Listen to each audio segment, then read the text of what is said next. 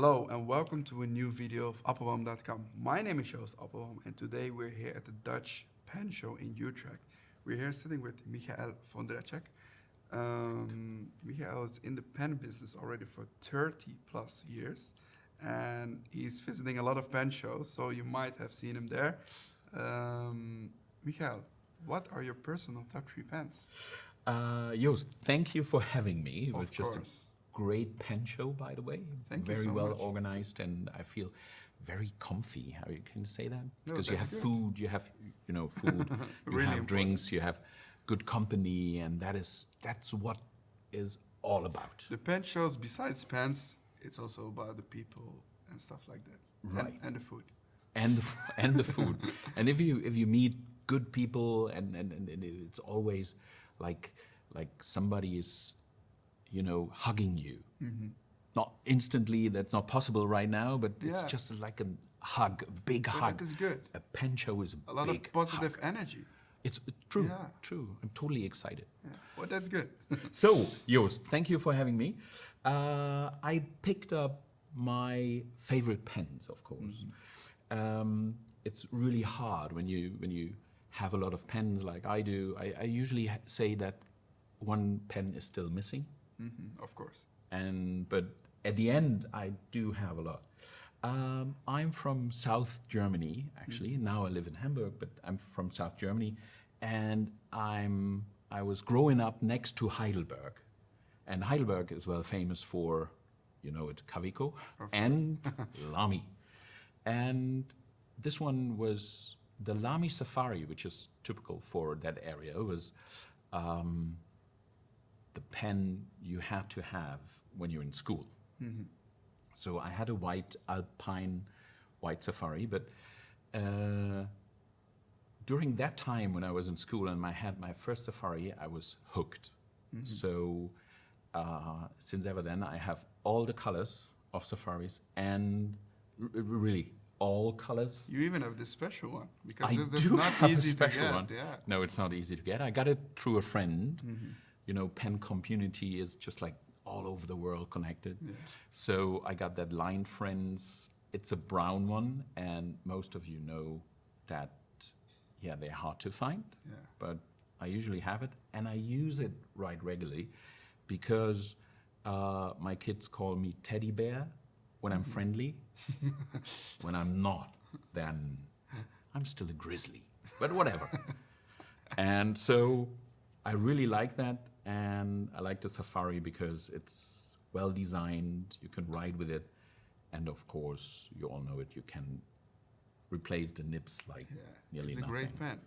It truly is, and It's really functional. it's functional, it writes good, Yeah.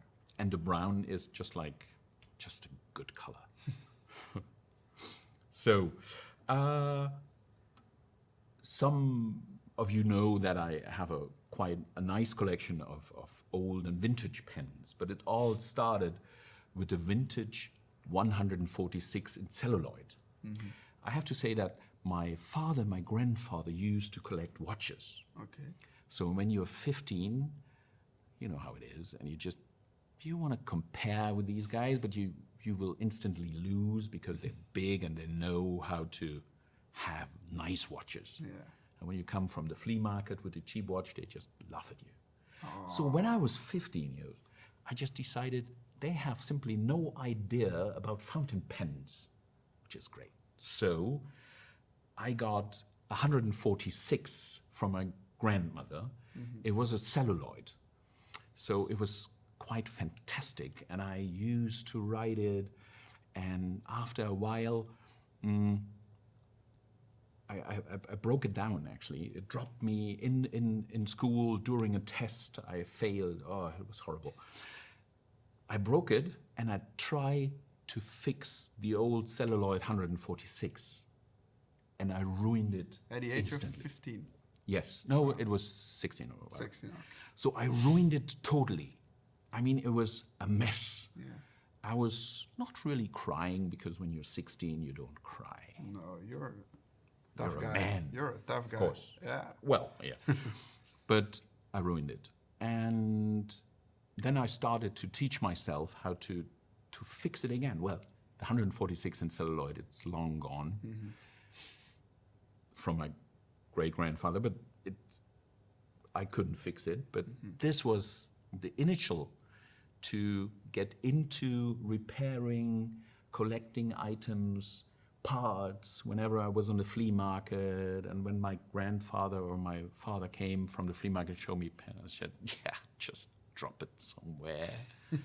So I still love the 146 from Mont Blanc because it's just a well-shaped pen. And as you saw already, I have a top 4 because these two go as one. I have 146 with a bespoke nib. That's really special. You can call it 8B something. Yeah. It's a bespoke, it's a signature. It's a music nib, right? Or music, some call it music. Mont Blanc called it signature. It's a bespoke. And you just need it for some notes, just like, honey, I love you. Yeah. So, or if you write a love letter, or if you have It's to. not for a long writing session. No, it's not. And because I liked the 146, and a few years back I was able to get a demonstrator. And I have to say that I love demonstrators because I like to sneak into things. Yeah. And so when you're lucky, Mont Blanc was never selling these demonstrators. They were only made for the store, and it has some scratches and whatever because I like to ride with it. And if you have one, just fill it because it looks so cool. Yeah. And the shape. Demonstrators are always something special. Yes. I still have a few of them, and I like to fill them with nice, colorful ink. Yeah. And I picked up downstairs some inks of you. Just That's great. That's great. Great. So these are my top 2, actually. And then I'm selling tea, I have to say, and I'm collecting, drinking tea for more than 2 decades. And 2019, there was a pen show in Tainan, and for that, Leonardo, which is such a great company because they listen to people, and they thought, oh, we should make a special edition for the Tainan Pen Show. This is the number 24 out of 60. Okay. I usually have 23, but not this time. I was so But lucky. that's close. That's very close.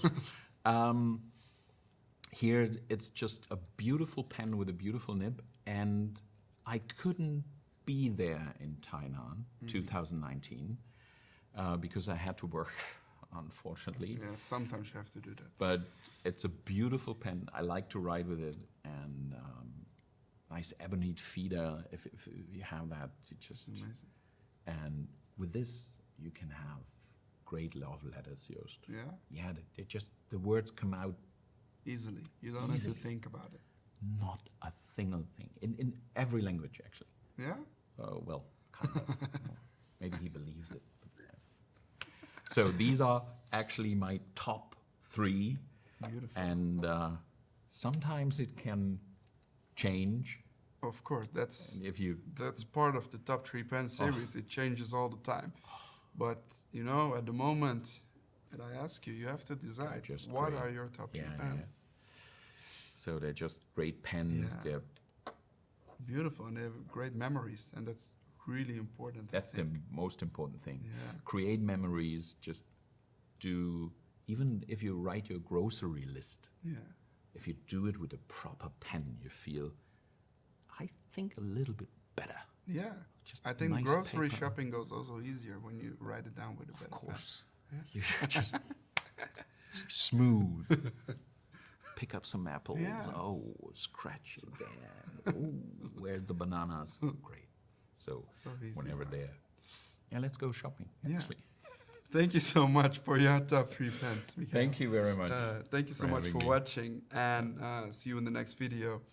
Definitely. You will see Michael on the next pen show, Somewhere. of course. Thank you.